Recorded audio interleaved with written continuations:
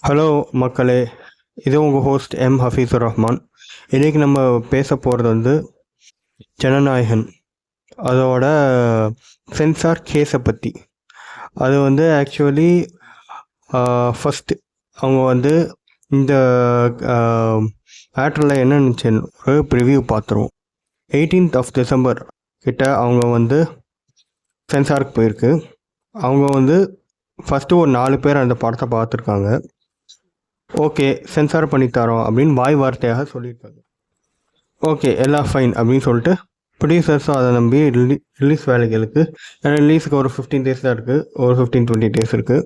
So அவங்க release வேலைகளை பார்க்க ஆரம்பிச்சிட்டாங்க.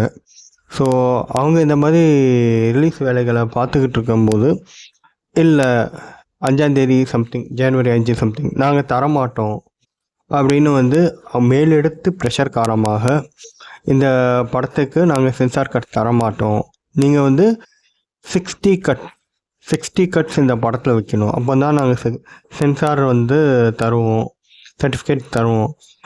அந்த மாதிரி கட்ஸ் வச்சா இந்த படத்தோட கோர் ஸ்டோரி ஒன்றுமே இல்லாமல் போயிடும். ஒரு மசாலா ஃபிலிம் மாதிரி ஆகிடும். ஒரு கோராக என்ன சொல்ல வராங்க அப்படின்னு ஆடியன்ஸுக்கோட கனெக்ட் ஆகாத மாதிரி போயிடும் அப்படின்னு சொல்லியிருக்காங்க. ஓகேவா? அதுக்கப்புறம் அது கூட பரவாயில்ல. அதுக்கப்புறம் என்னாச்சு அப்படின்னா, கேவிஎன் இது சம்மந்தமாக கூட்டு போயிருக்காங்க.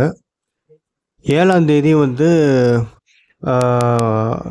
ஒரு தனி ஜட்ஜ் என்ன ட்ரீட்மெண்ட் கொடுத்தாரு அப்படின்னா, ஓகே நான் வந்து 8ஆம் தேதி தீர்ப்பு தரேன் அப்படின்னு சொல்லி 8ஆம் தேதி, அதாவது நேற்று வந்து என்ன சொன்னார்னா, ஓகே என்னது இவங்க பண்ணது வந்து ஒன் சைடடாக இருக்குது, லைக் சென்சார் டீம் பண்ணது வந்து ஒன் சைடடாக இருக்குது, இவங்க வைக்கிற ஆர்கியூமெண்ட்ஸ் எதுவுமே நியாயமாக இல்லை அப்படின்னு சொல்லி ரீசென்சார் பண்ண வேணாம், ஏற்கனவே பண்ண சென்சாரே போதும் அப்படின்னு சொல்லி இந்த படத்துக்கு ரிலீஸ் பண்ணுறதுக்கு எந்த தடையும் இல்லை அப்படின்னு சொல்லி கோர்ட்டில் ஒரு நீதிபதி சொன்ன தீர்ப்பு இது. அது 8ஆம் தேதி ஆஃப் ஜனவரி. ஓகேவா?